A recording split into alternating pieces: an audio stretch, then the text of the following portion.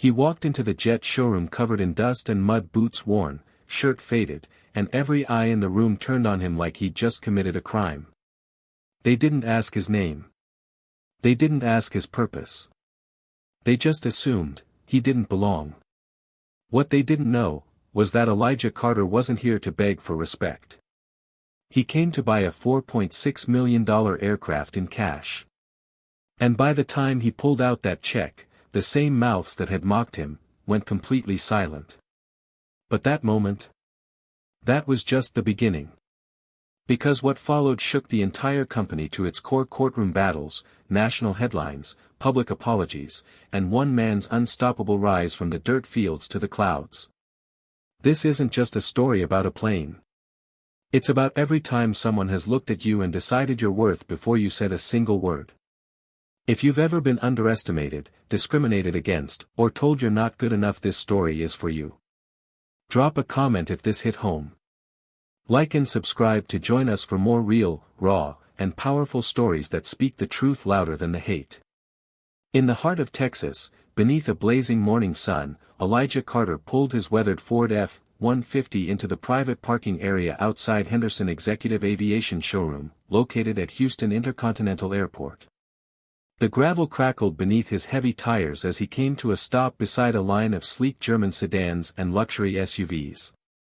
His truck, dust-caked and rust-lined from years of honest work on the farm, looked like a foreign object parked among machines built more for image than utility. Elijah, a black man in his late 50s with sun-toughened skin and deep lines carved from years of labor, stepped down from the driver's side, his brown boots leaving faint, dry prints on the marble-like entrance tiles. His jeans were stiff with dried mud, and his button-up checkered shirt was faded from the Texas heat. On his head sat a battered straw hat, the kind that had shielded him through hundreds of harvests. But today was not about the land. It was about the sky. This day wasn't born of impulse. It had been nurtured for decades through droughts, through backbreaking labor, and through endless days of saving every spare dollar. Elijah Carter had a dream, and that dream had wings. He walked slowly, deliberately, toward the glass doors of the showroom, his large hand pressing against the polished surface as they opened with a hushed whoosh. Inside, the showroom gleamed like a monument to luxury. The polished marble floor sparkled beneath recessed lighting. Modern decor framed models of private jets like they were art pieces in a gallery. The scent of leather and wealth filled the air.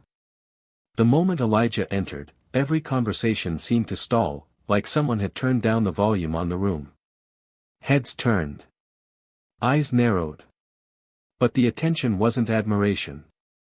It wasn't curiosity. It was judgment. Elijah's boots echoed across the showroom like the ticking of a clock, every step louder than the last. He paused in front of a silver jet parked under a spotlight, a Phoenix A1 executive, sleek and aerodynamic, its body reflecting the overhead lights like a polished mirror. He didn't notice the whispers at first. But he felt them. A woman in heels and a pearl necklace leaned toward her companion near the reception desk, her voice a sharp hiss. "What's he doing here? He looks like he just wandered in from a cornfield." A muffled laugh followed. Two salesmen in tailored charcoal suits stood near the refreshments area, one nudging the other subtly. The second gave Elijah a slow once-over boots to hat before arching a brow and smirking. Elijah heard it all. He felt the sting of their perception. But he didn't flinch. He didn't bow his head. He didn't retreat. Instead, he stood taller. His jaw set. His gaze locked on the aircraft ahead. He reached out a calloused hand, roughened by years of hard work, and let his fingers brush against the smooth surface of the jet's frame. Cool. Perfect. Powerful. To anyone else, this was just a status symbol. A luxury. But to Elijah Carter, this jet was a symbol of every dawn he woke before the sun, every crop he'd hauled by hand, every bank loan he'd paid off a month early. It was more than an aircraft. It was proof that he had made it. But even in that moment of quiet reverence, the murmuring swelled behind him. A man's voice, not even attempting to hide the contempt, drifted through the air. What does he think he's doing? Pretending to be a pilot? Another added with a chuckle, maybe he's just here to take a selfie. Probably thinks it's a museum. Elijah's hand paused on the jet. He clenched his jaw, his muscles tightening. His heart pounded, not with fear but with restraint. He could have turned around. He could have answered back. Could have reminded them who he was, what he had accomplished, how much he had in the bank and the land deeds folded neatly in his glove compartment. But he didn't. He stayed where he was. Because Elijah Carter wasn't there to prove anything to them. He was there to make a dream come true. Across the room, one of the showroom managers, a young man in his early 30s with slicked back hair, an expensive watch, and a permanent look of self-importance, watched Elijah with thinly veiled annoyance. His name was Brandon West. He folded his arms across his perfectly pressed blazer and leaned toward a fellow staffer. "Why don't you go see what he wants?" Brandon said, voice low but laced with sarcasm. "Before he scuffs up the carpet." The staffer didn't move. Brandon straightened his collar and began walking toward Elijah himself, each step slow, deliberate, and predatory like a wolf circling a lamb. His eyes flicked from Elijah's boots to his shirt, his hat, and back again. And when he stopped just a few feet away, his smirk widened. Elijah turned his head slightly, noticing the man's presence without acknowledging him. Brandon cleared his throat. "Excuse me," he said, voice oozing with false politeness. "Are you sure you're in the right place?" Elijah didn't answer. Brandon chuckled lightly and took a step closer. "This is Henderson Executive, not a tractor repair shop." There it was. The first blow. But it would not be the last. And Elijah Carter knew it. But instead of giving Brandon the satisfaction of a reaction, he kept his gaze forward on the plane, on the sky, on the dream. Because Elijah wasn't going anywhere. Not yet. Brandon West stood firm, his polished shoes glinting under the showroom lights as he tilted his head, arms folded, clearly waiting for Elijah Carter to back away or break.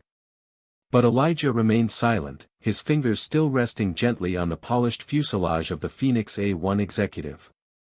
The aircraft's smooth surface was cool against his calloused skin, a quiet anchor in the midst of growing tension. Brandon's smirk deepened. "You know," he said casually, "most folks who come in here, they tend to wear something a little more fitting." Not, his eyes flicked down again, whatever that is. Elijah still didn't respond. His expression remained unreadable, but his silence was not passive. It was deliberate. Chosen. But Brandon wasn't used to being ignored. "I mean, this place," he gestured around the showroom with a sweep of his hand. "It's for real buyers. Business owners. Celebrities."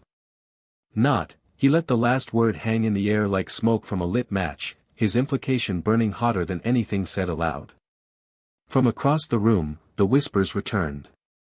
"He's still here," someone murmured near the espresso bar. "I thought security would have stepped in by now," said another. A woman in a white blouse and diamond earrings whispered, "Maybe he thinks he won the lottery." The laughter that followed wasn't loud, but it was sharp and meant to cut. Elijah's back stiffened. He took a slow breath, his chest rising and falling beneath the faded checkered shirt. He turned slightly, just enough to face Brandon, their eyes locking. For a second, Brandon's grin faltered. Something in Elijah's gaze, unshaken, unwavering, disrupted his smug rhythm. But only for a second. Brandon leaned in closer, lowering his voice just enough to make his words feel more personal, more poisonous. "You might want to check out the used parts yard down the street," he said. "Could be more in your range. I doubt this showroom's got anything that fits your lifestyle." His voice dripped with contempt. His words weren't just designed to insult, they were crafted to erase. To deny Elijah the right to even be standing here. The arrogance was suffocating. Elijah didn't move. He didn't blink. But the tension in his jaw betrayed the storm beneath his calm. Across the showroom, other employees began to notice. One or two tried to pretend they weren't listening, but most watched openly now, eyes flicking back and forth between the two men like spectators at a prize fight. Near the reception counter, a younger man with slick glasses laughed. He probably thinks this is one of those giveaway sweepstakes. Touch the jet, win a dream. Someone else chimed in, or maybe he's just here to take some pictures. Post him online. Get likes. Elijah could feel the weight of it, their stares, their smirks, their assumptions. It wrapped around him like barbed wire, not wounding his body, but testing his dignity with every barb. Still, he refused to respond. He turned back toward the jet, his fingers trailing along its wingtip as he walked slowly around it. Every step felt heavier. Every footfall louder. He wasn't just walking past metal. He was walking through judgment. Brandon followed a few paces behind, amused. So, he called out again, louder now, making sure more people could hear. Do you even want to know the price of this plane? No answer. Brandon smirked. Didn't think so. He stepped forward again, close enough that Elijah could feel the heat of his breath. Listen, he said, the false kindness completely gone now. This isn't some display case at Walmart. This is aviation. You don't just walk in here unless you've got the means. You understand? Behind them, another burst of laughter. The insult wasn't new. Elijah had heard versions of it his entire life. Dressed up differently, spoken in softer tones, but always the same message, you don't belong. But Elijah Carter was done shrinking. He stopped. He turned. And slowly, very slowly, he looked Brandon dead in the eye. He didn't raise his voice. He didn't threaten. He didn't explain himself. He just stared. Calm. Steady. Grounded. That quiet, burning gaze unsettled Brandon more than any shout could have. It said, you don't scare me. You don't define me. And I'm not going anywhere. For the first time since Brandon had approached, the smile faded completely from his lips. But the room? The room was still full of vipers. Near the window, a tall man in a suit leaned toward a woman and said loudly, if he's looking for work, maybe they're hiring janitors. Another voice added, bet he doesn't even know how much one of these things costs. The mockery was no longer subtle. It was open, emboldened by Elijah's silence. They mistook his composure for weakness. But in Elijah's chest, something was rising. Not rage. Not shame. Conviction. Still, he knew this wasn't the moment to unleash it. Not yet. Instead, he drew in a breath and walked calmly toward the next aircraft. He'd ask about it. He'd learn the specs. He'd keep moving. Because while they saw a man in muddy boots and a tattered shirt, Elijah Carter knew who he really was, a man who had built a life from the ground up, a man who had earned his success acre by acre, dollar by dollar. And today, he was one step closer to flying. As Elijah Carter moved past the sleek body of the Phoenix A1 executive, the weight of 100 stairs pressed down on him like Texas summer heat. He walked slowly, carefully, not because he was uncertain, but because he refused to let their contempt rush his steps. Every stride was a statement, I belong here, whether you accept it or not. But the crowd didn't fall silent. If anything, the judgment grew louder. From the reception desk, a woman in a fitted cream suit whispered, he's still here. Guess no one's told him this isn't a petting zoo. Another voice added, maybe he's just here for a peek. Probably wants to post something online like, one day, this'll be mine. The laughter that followed was like sleet, sharp, cold, relentless. Elijah kept his eyes on the jet. The one he'd been admiring earlier had drawn him in with its clean lines, its promise of freedom. He wasn't just admiring it, he was envisioning it. Seeing his name on the papers. Imagining what it'd feel like to fly above the same fields he once plowed by hand. Then, just as he reached the nose of the plane, the voice returned smirking, unmistakable. Brandon West. Well, look who's back, Brandon said, arms crossed as he reappeared near the center aisle of the showroom. His grin had returned, smug as ever. Didn't get enough of the tour? Elijah turned his head slightly, eyes calm, steady. I'm not here for a tour, he said, his voice low, firm. I'm here for information. Brandon tilted his head, mocking curiosity. Information? About this plane? He chuckled. Sir, I don't mean to be rude, but this isn't exactly something you, window shop. He gestured broadly toward the jet behind Elijah, as if the aircraft itself was above Elijah's grasp. Elijah didn't move. His voice, though quiet, carried. I didn't ask for your approval. I asked for information. The room paused. The confidence in his tone disrupted the cadence of the mockery. But it didn't stop it. From a leather chair across the room, a white-haired man with thick glasses leaned back and said just loud enough to be heard, maybe he's looking for a job. Probably thinks he can sweep the floors for jet time. A burst of laughter echoed again. Elijah stiffened. His jaw tightened, fists slowly curling at his sides. He turned his head, just enough to catch the man in his periphery. But he said nothing. Not yet.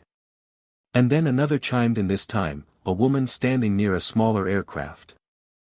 I don't think this is a place for someone like him, she muttered, arms folded across her chest. He should stick to what he knows. Maybe tractors. The word stung. Not because they were new but because they still happened. In rooms like this, with people who claimed civility while wielding contempt like daggers. Elijah took a breath, letting it steady the fire in his chest. He wouldn't be baited. Not here. Not like this. He looked past them, toward the staff desk, hoping to find another employee who might be willing to treat him like a human being. He spotted a younger associate near the back, one who hadn't yet joined the chorus of derision, and began to walk toward him. But Brandon blocked his path. Arms wide, lips curled into that same derisive grin. Sir, he said, drawing the word out like it hurt his mouth to say it. We've already made it pretty clear you're not here to make a purchase. These jets? They're not just here to be admired. They're for buyers. Elijah stared at him, unflinching. And I'm a buyer. Brandon scoffed. You're a dreamer. Just then, from behind a display counter, another voice rang out with venomous laughter. Yeah, let him dream. That's all he's got anyway. Elijah turned slightly, his eyes narrowing not in rage, but in painful resolve. He could feel it now, the line they were daring him to cross. The moment they wanted him to explode. To lose composure. To validate their prejudice. But he wouldn't give them that. Still, his patience was fraying. Each insult chipped away at his armor. Each laugh felt like it echoed through every memory of being underestimated. Elijah clenched his fists tighter, the knuckles whitening. He held his breath for a beat, then let it out slow. And just as he was about to speak, a hand touched his shoulder. Gentle. Familiar. Elijah turned sharply, unsure what to expect, only to find a face from another lifetime. Eli, the man said warmly. It was Jordan Ellis. A friend from back in high school, someone Elijah hadn't seen in nearly 30 years. Jordan, too, was black, but dressed now in a tailored gray suit and polished Oxfords. His presence stood in stark contrast to the crowd surrounding them, confident, clean-cut, commanding. Jordan's smile widened. Man, I didn't expect to see you here. Elijah's eyes softened. For the first time all day, his shoulders relaxed just slightly. Jordan, he said with quiet disbelief. Is it really you? The two men shared a firm handshake that morphed into a brief but genuine hug. The room, which had been ready to devour Elijah moments before, suddenly shifted its weight, unsure of what to do with this intrusion. Jordan leaned back. You here for business? Elijah hesitated. Then, for the first time since he stepped foot inside, he said it aloud. I'm here to buy a plane. Jordan's expression didn't change. If anything, the respect in his eyes deepened. Then let's make sure they treat you like a buyer. And just like that, for the first time in hours, Elijah didn't feel entirely alone. The air in the showroom shifted the moment Jordan Ellis stood beside Elijah Carter. The smirks faltered. The whispers paused. And those who had just moments ago chuckled at Elijah's presence now wore thin masks of curiosity or feigned disinterest. Elijah had never been the kind of man to lean on others, but as he stood next to his old friend, something inside him eased. Not because Jordan was successful, but because he was familiar. Because for the first time all day, someone looked at him and saw a man, not a spectacle.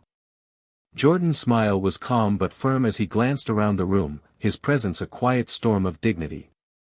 "So," he said with a chuckle, "buying a plane, huh?" Elijah nodded slowly. "That was the plan." "Still is." Jordan raised an eyebrow, his voice lowering so only Elijah could hear. "Then why does it feel like you're standing on trial?" Elijah exhaled deeply. "Because that's what it is." Jordan's eyes scanned the room, the sidelong glances, the awkward stares, the forced smiles that held no warmth. He understood immediately. He placed a steadying hand on Elijah's shoulder. "Don't let them make you doubt yourself. You walked in here with a purpose.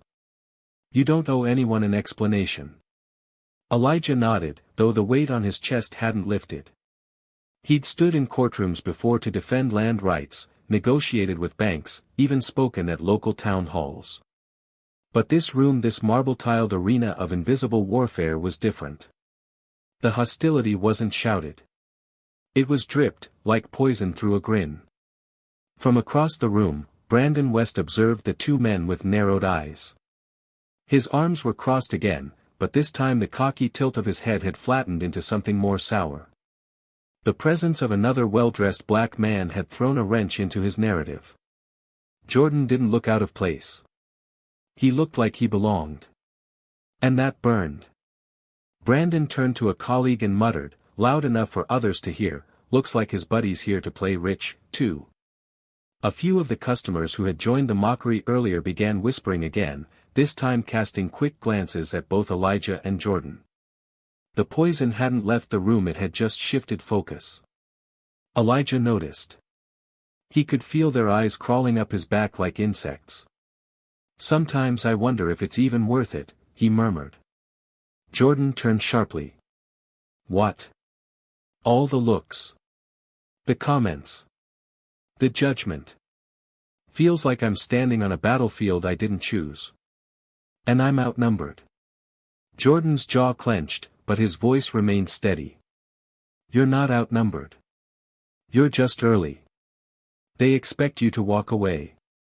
That's the real game. But if you stay standing, they don't win." Elijah looked down, then back up. "It's easy for you. You're dressed for this world." Jordan gave a small laugh. "I may be wearing the uniform, but that doesn't mean they see me any different." That struck Elijah harder than expected. Because it was true. Jordan softened his voice. "Eli, you've worked your whole life for this moment. You've earned every dollar, every acre, every callus on your hand. You don't owe anyone here a performance. You came to buy a plane. That's your right." A silence fell between them, not uncomfortable, but thoughtful. Elijah nodded slowly. The words were like sandbags lifting off his chest, one by one. But across the showroom, Brandon was growing visibly agitated. The energy in the room no longer flowed in his favor, and it showed. His slick back hair, once perfectly controlled, now had a wild strand hanging over his brow as if even it had grown tired of pretending. He took a step forward, eyes narrowed on Jordan. "Can I help you with something?" Brandon asked, his tone forced, a mockery of professionalism. Jordan turned calmly. "No, thank you. I'm here for my friend." Brandon gave a dry smile. "Oh, of course. I just thought maybe you were lost." Elijah stepped forward slightly, but Jordan raised a hand, stopping him. "No need," Jordan said coolly, his tone unbothered. "We're exactly where we need to be." Brandon chuckled, but there was no humor in it. "Well, I hope your friend explained this isn't a showroom for window shoppers." Jordan's eyes sharpened. "My friend has more dignity than you'll ever understand. And frankly, you've said enough." The sentence hit harder than a slap.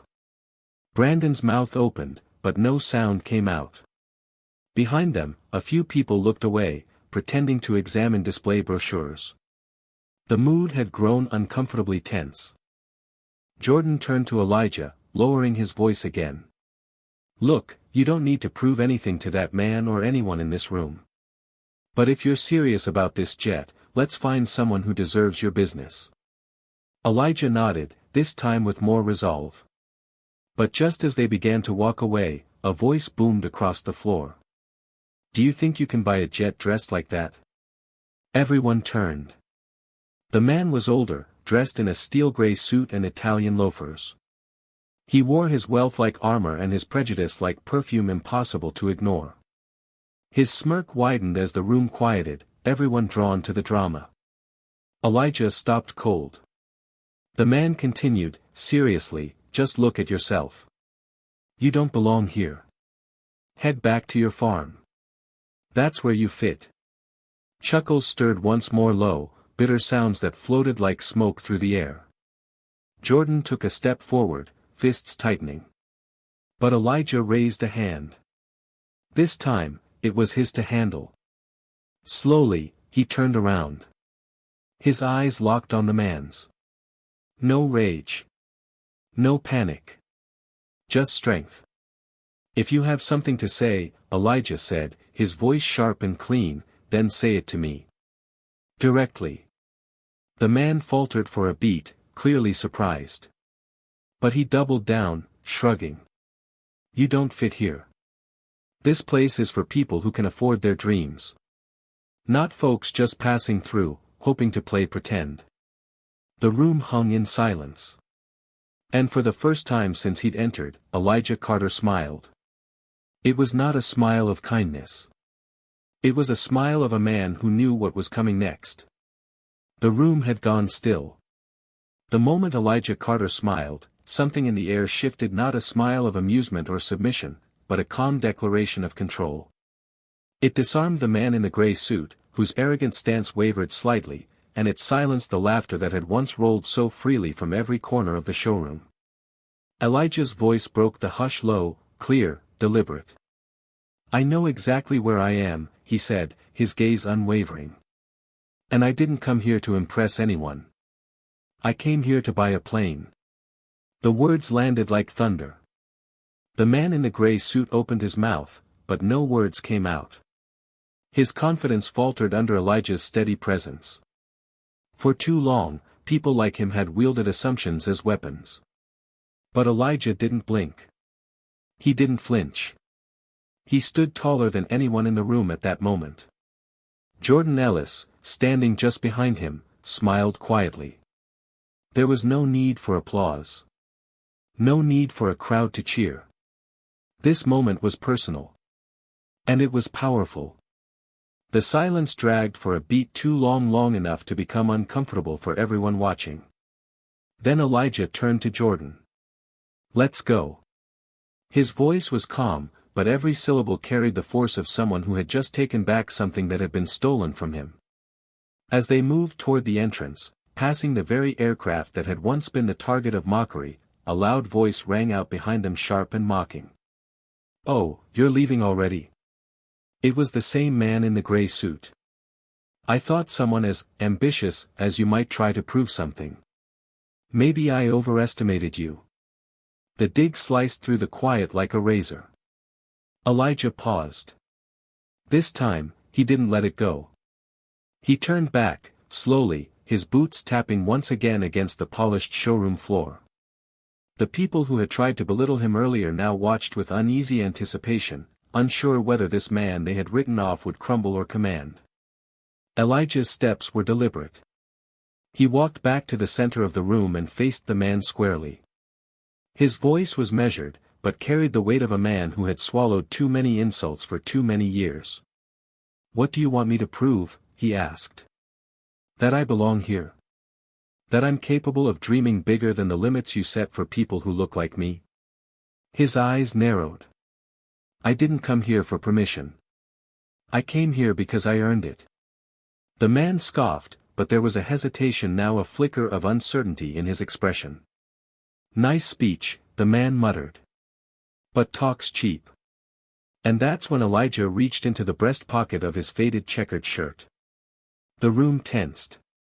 He pulled out a check. It wasn't folded. It wasn't hidden. It was pristine. Ready. Prepared. He held it high. The number on it was unmistakable: $4.6 million, the exact cost of the Phoenix A1 executive.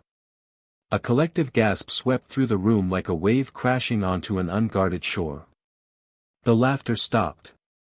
The smirks vanished. Even Brandon West, now standing frozen near the front desk, went pale.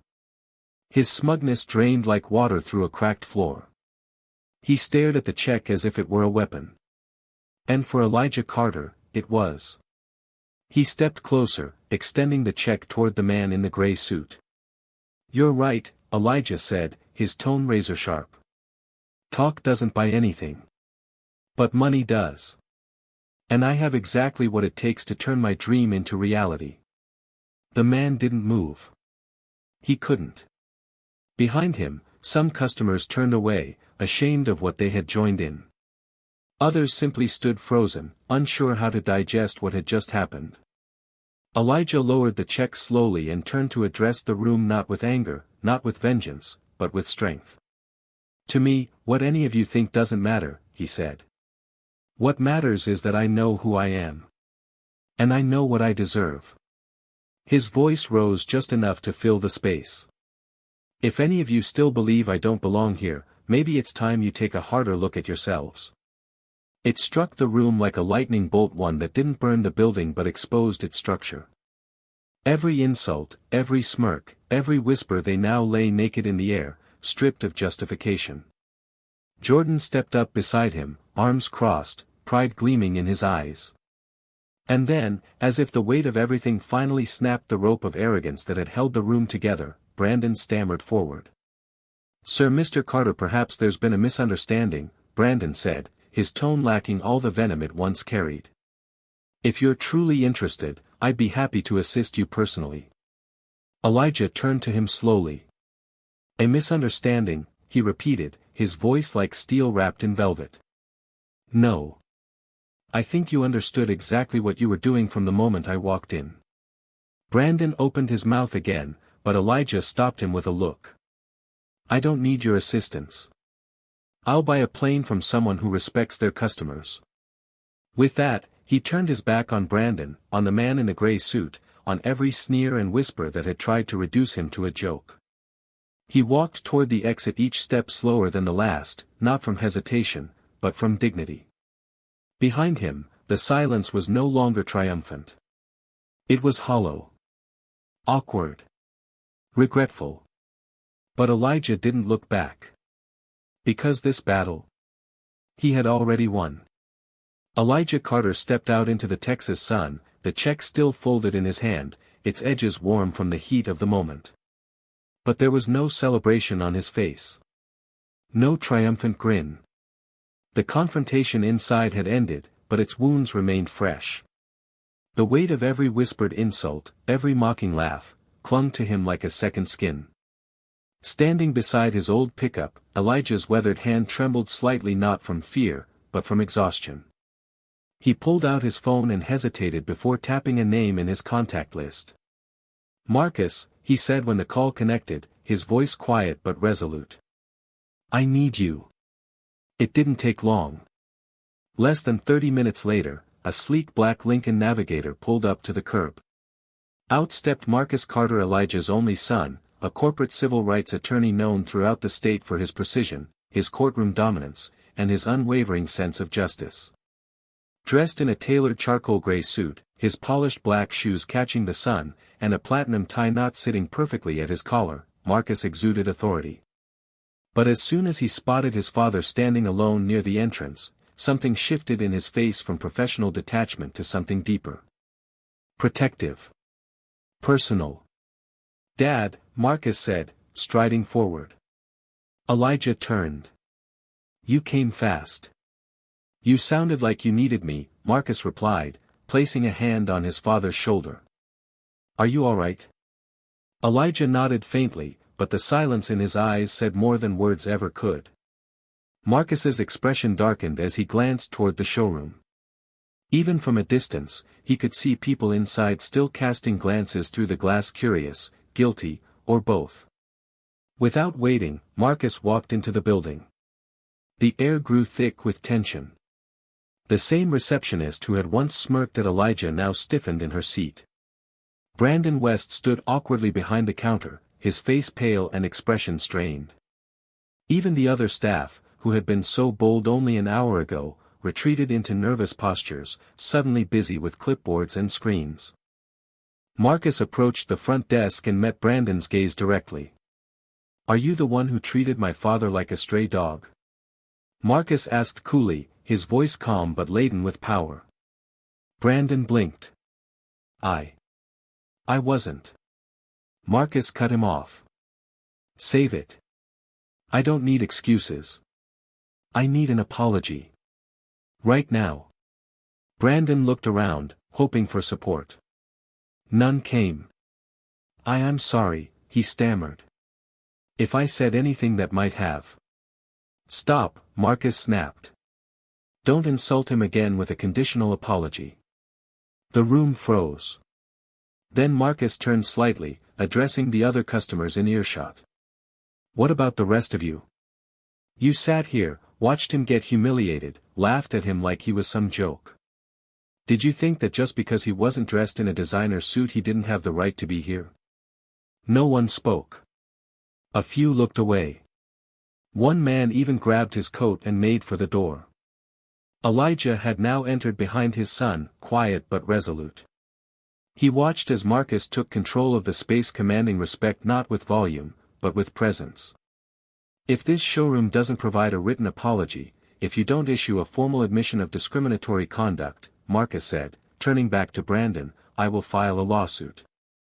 And I will bring every witness, every recording, every customer who stood by and let it happen."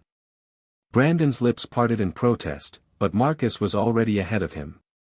"My firm specializes in public discrimination and corporate civil misconduct. You've just handed me a case gift wrapped in arrogance." Just then, Patricia, a junior employee, stepped forward timidly from behind a row of aircraft brochures. I recorded what was said," she announced quietly, looking at Elijah. "I couldn't take it anymore." The entire room turned. Marcus nodded slowly. "Would you be willing to submit that as evidence?" Patricia hesitated, then nodded. Yes. That was all Marcus needed. Within a week, a formal discrimination lawsuit was filed in Houston County Civil Court. The plaintiff, Elijah Carter. The defendant, Henderson Executive Aviation. The headlines spread fast. Black farmer files lawsuit after being denied service in jet showroom. Elijah Carter vs. Henderson Executive Discrimination lawsuit sparks national attention. At the first hearing, the courtroom was filled to capacity. Reporters, activists, business professionals, and citizens who had seen the video circulating online. Brandon West sat beside the company's attorneys, pale and sunken, no longer the cocky salesman who had once laughed in Elijah's face. Judge Meredith Rowe, known for her no-nonsense rulings, presided over the case. Marcus began his opening statement with grace and fire. "Your Honor, we are not just here to talk about insults. We are here to expose an entire system of profiling, humiliation, and discriminatory treatment that my father Elijah Carter was subjected to the moment he stepped foot into that showroom." The defense tried to paint it as a misunderstanding.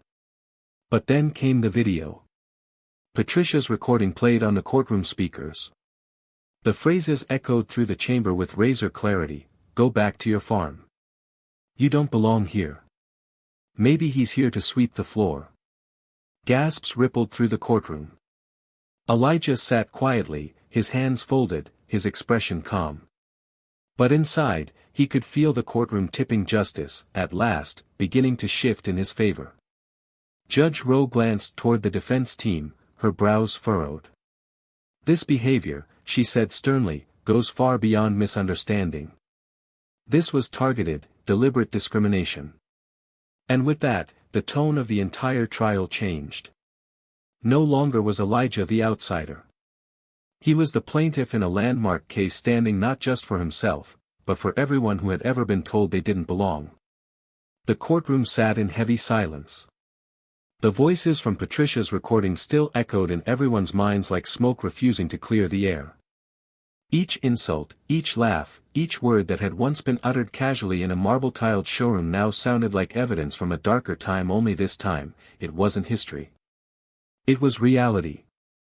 Marcus Carter stood at the plaintiff's table, shoulders square, eyes sharp. "Your Honor," he said, turning to face Judge Rowe with the calm confidence of a man who knew he had facts on his side and fire in his blood. "This is not simply about one man being insulted. This is about an institution that enabled those insults. A culture that tolerated them. And a system that allowed someone like my father to be publicly humiliated because of how he looked." Judge Rowe, a woman with a decades-long reputation for cutting through noise, gave no expression. But her silence was not indifference, it was focus. The defense tried one last time to pivot. "Your Honor," their lead attorney said, standing. "We acknowledge the remarks were inappropriate. But this was the behavior of individuals not reflective of company policy. Our client should not be held responsible for spontaneous acts by employees or customers." Marcus didn't even blink. He stepped forward. "If I may respond." Judge Rowe nodded. Marcus turned to the courtroom, lifting a single sheet of company policy. "This," he said, holding it up, "is Henderson Executive Aviation's Employee Handbook. Not once does it mention anti-discrimination practices. Not once does it include diversity training, conflict resolution, or procedures to de-escalate racial profiling. In fact, there is no documented standard for handling customers who don't look the part. Why? Because they never expected to serve someone like my father." He set the paper down. What happened to Mr. Carter wasn't random. It wasn't an accident. It was systemic. Enabled by silence. Strengthened by culture. And perpetuated by the belief that men like him don't belong where power lives. A hush fell. The jury, 7 women, 5 men, watched intently. Judge Rowe leaned forward.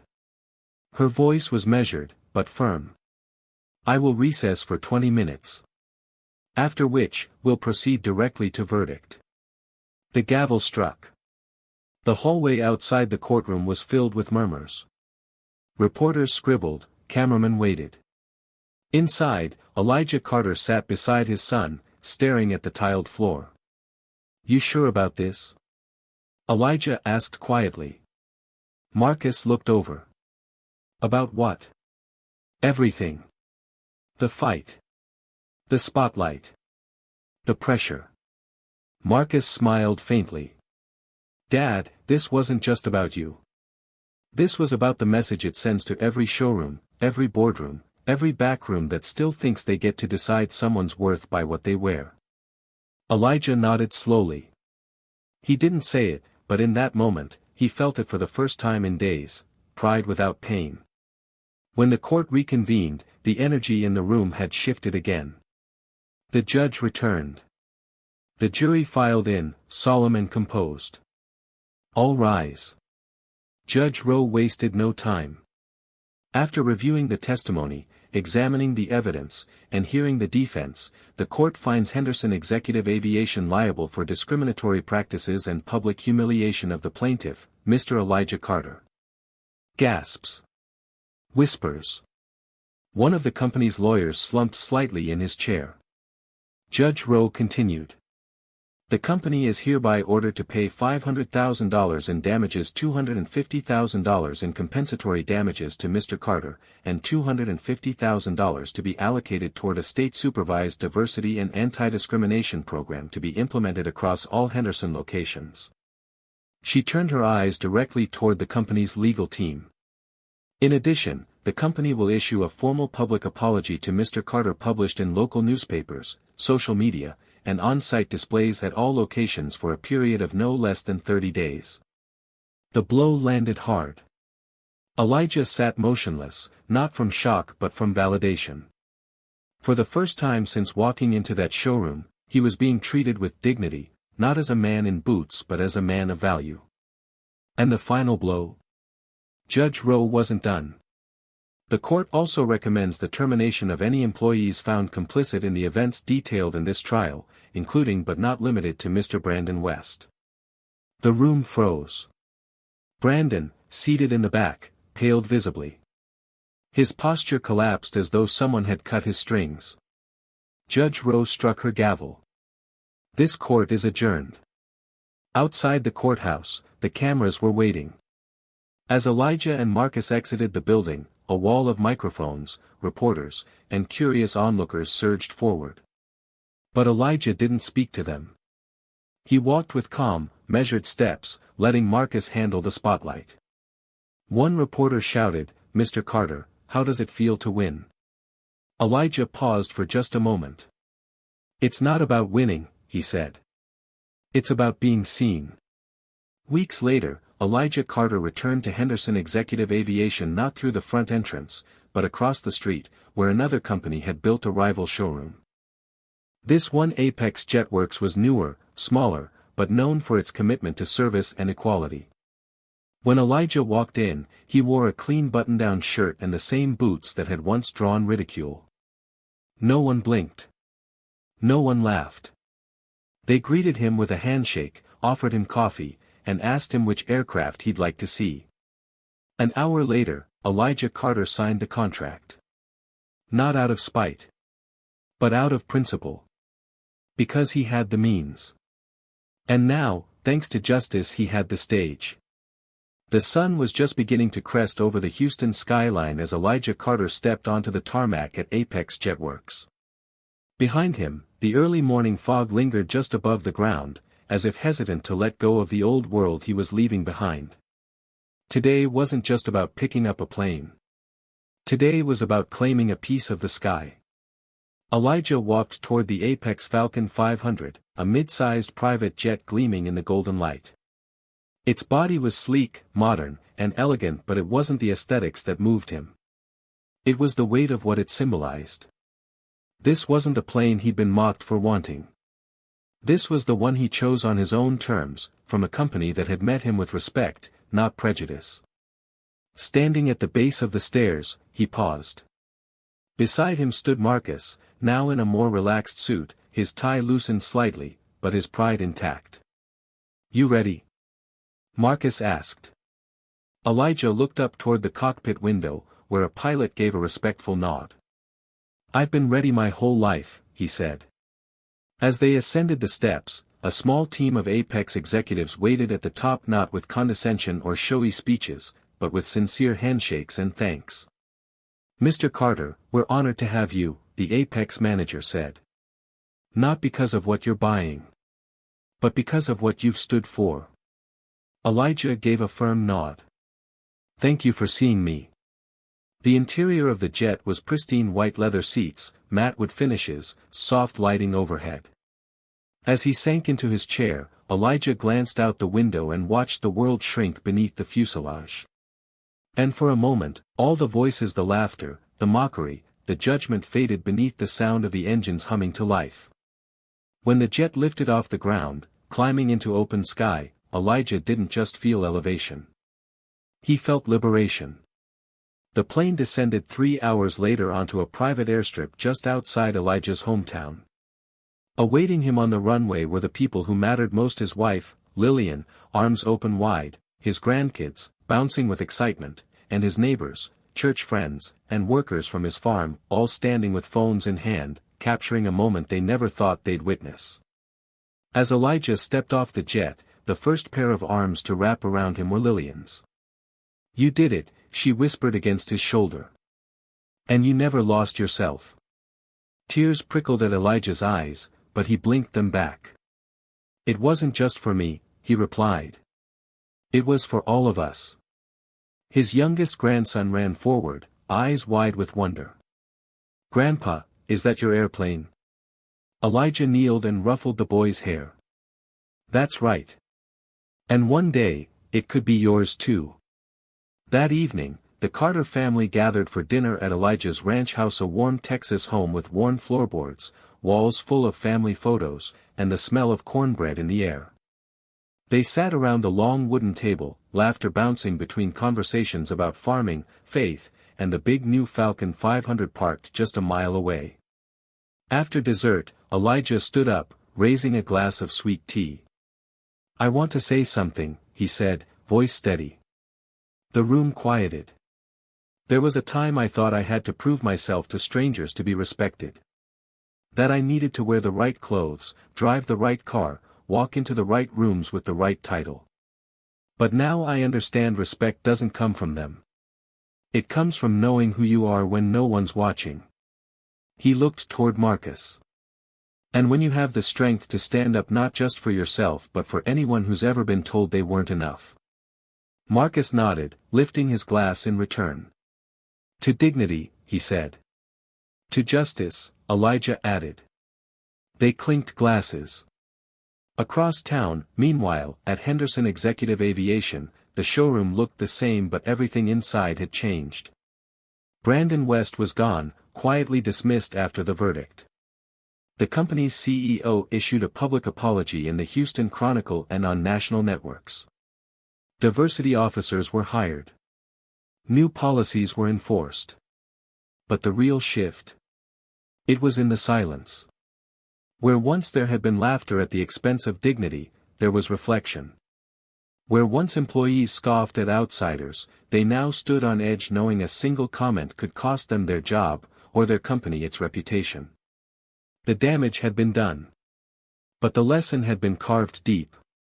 Months later, a plaque was installed in the Apex Jetworks showroom lobby, commissioned by the company in honor of Elijah Carter's case and the change it inspired. It read, "This room stands as a reminder that no dream is too big, and no man too small to be treated with dignity." Below it was a quote from Elijah himself, "You can't fly if someone else is holding your wings. So don't hand them over." As for Elijah, he flew.